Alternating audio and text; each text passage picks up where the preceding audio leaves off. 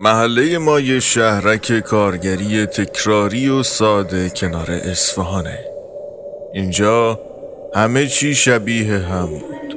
خونه ها، دردا، حتی یه جور سایه های بی صاحب که بعضی وقتا مردم زیر لب ازشون حرف می زدن. می گفتن اینا نه جنن و نه روح، فقط یه جور انرژی سردن که وقتی آدم از زندگی خسته میشه و روحش مثل شیشه شکننده میشه، میان و تو رو از درون خالی میکنن. یه جور مهمون ناخونده که با ناامیدی ما زندگی میکردن و از جاهای تاریک مثل زیر پلای قدیمی میومدن تو زندگی. سلام به همه رفقای پای ثابت. به کانال ژانر وحشت خوش اومدین. عباس یه پیرمرد 50 ساله بود که زندگیش عین بقیه میگذشت. صبح علت طلوع تو ساختمونا تا شب عرق میریخت با یه دستمزد بخور و نمیر. نه زن و بچه‌ای داشت که منتظرش باشن، نه دلخوشی. کلاً تنها بود و این تنهایی مثل یه در باز بود برای اون سایه ها. یه روز گرم تابستون عباس زیر پل قدیمی کنار کارگاه که یه جورایی ته دنیا بود نشسته بود و نهار میخورد. یهو یه حس سرد و عجیب بهش دست داد. انگار یکی داره از پشت سرش با دقت نگاش میکنه. سرش رو سریع چرخوند ولی هیچ کس نبود. فقط یه لحظه ته سایه پل یه چیزی دید. یه شکل مبهم مثل یه آدم قد بلند که صورت نداشت. انگار تار بود. سریع پلک زد و سرش رو تکون داد و با خودش گفت از خستگی عباس. ولی اون لحظه عین یه سوزن تو مغزش فرو رفته بود. همون شب وقتی داشت کلید مینداخت که وارد خونه بشه، حس کرد بدنش عین یه سنگ شده. نه سنگم نه، انگار یه وزنه سرد و نامرئی چسبیده بود به پشتش. اون شب خواب درست حسابی نداشت. از فرداش همه چی ریز ریز شروع به عوض شدن کرد. اولش واقعا جزئی بود. میخواست چای بخوره ولی دستش بدون اختیار میرفت و لیوان رو پرت میکرد یه گوشه دیوار. یه بارم در کمد رو باز کرد و بعد محکم کوبید. دستاش دیگه مال خودش نبودن. انگار یه نفر دیگه داشت کنترلشون میکرد. بعد صدا شروع شد. نه یه صدای واضح که بشنوه، بلکه یه حس فشار مدام تو مغزش. یه فرمان خاموش و زورگو. یه بار که از ته دلش میخواست با ناصر رفیق کارگاهش 2 کلمه حرف بزنه تا از این تنهایی در بیاد، وقتی ناصر اومد نزدیکش زبونش اینو یه غریبه حرف زد. با سردی گفت دور شو ناصر، من میخوام تنها باشم. هیچ کس نباید نزدیکم شه.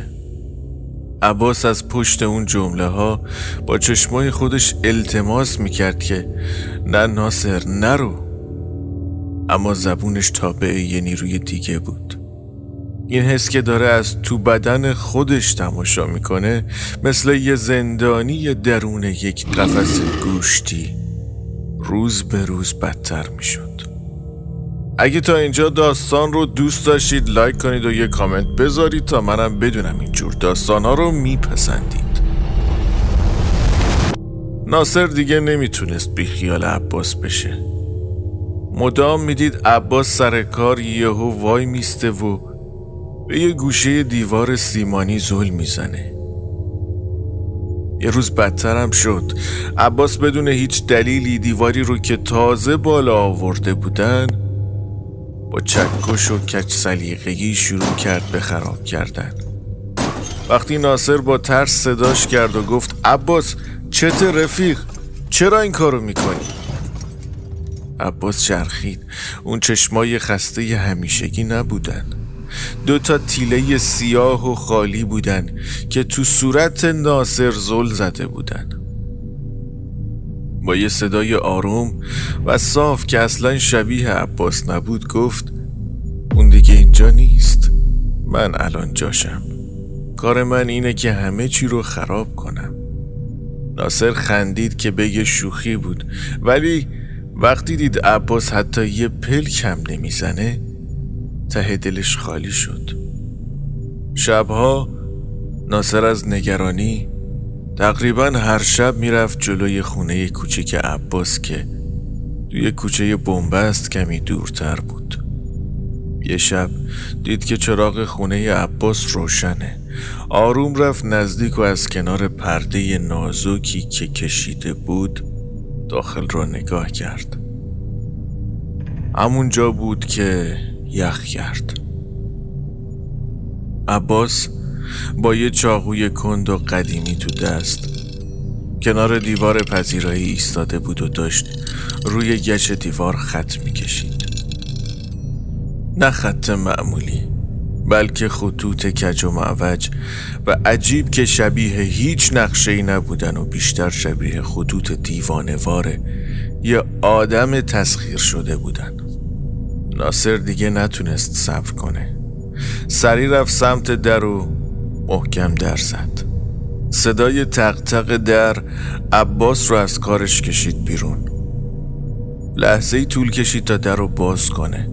وقتی در باز شد ناصر اونجا ایستاده بود.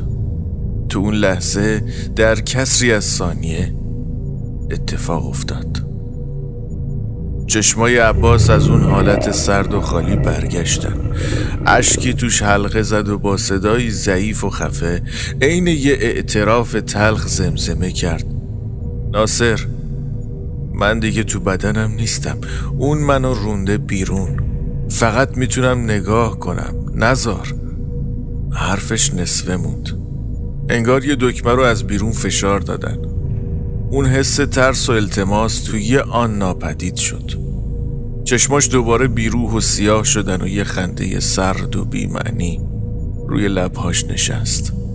یه خنده مالکانه که دل ناصر رو تا ته سوزوند و فهمید که این آدم دیگه رفیقش نیست. فقط یه جلد اجاره‌ای برای یه سایه بی صاحبه. اگه شما هم میدونید که چطور ناامیدی میتونه آدم رو از پای در بیاره، این داستان رو شیر کنید تا بقیه هم ببینن. ناصر تصمیم گرفت عباس رو به هر قیمتی که شده نجات بده. فکر کرد اگه از اون پل و از اون محله دورش کنه شاید اون سایه ضعیف بشه و بره. یه شب با 2 از رفیقای کارگاه که اونا هم متوجه تغییرات عباس شده بودن رفتن در خونه عباس. به زور عباس رو سوار ماشین کردن و بردن به یه خونه دیگه دورتر از پل. به محض اینکه از محدوده پل دور شدن عباس یا همون چیز تو وجودش شروع کرد به جیغ زدن. نمیتونید منو بندازید بیرون. این تن مال منه. بدن عباس عین برق گرفته ها به تشنج افتاد. دستاش عین چنگال ناصر و رفیقا رو چنگ میزد. انگار داشت با یه نیروی نامرئی تو خودش مبارزه میکرد. صدای فریادش دیگه صدای عباس نبود. صدای خشدار زیر بود که مو رو تن آدم سیخ میکرد. ناصر و بقیه وحشت زده عباس رو گرفتن. یهو یه اتفاق افتاد که دیگه جای شک و شبهه نذاشت. روی دیوار سفید اتاق یه سایه سیاه و کشیده ظاهر شد، بدون اینکه نوری باشه که اون سایه رو بندازه. سایه شروع کرد به لرزیدن و بزرگ شدن. تو اوج این هیاهو عباس یه بار دیگه به خودش اومد. با چشمای گریون و صدایی پر از درد التماس کرد و گفت منو بکشید. نذارید اون منو نگه داره منو میکشه. میخواد منو کامل ببره. ولی قبل از اینکه کسی بتونه تکونی بخوره یا تصمیم بگیره کاری کنه، عباس با یه نیروی غیر طبیعی هر 3 نفر رو پرت کرد کنار. با یه سرعت جنون آمیز عین یه روح فراری از خونه زد بیرون.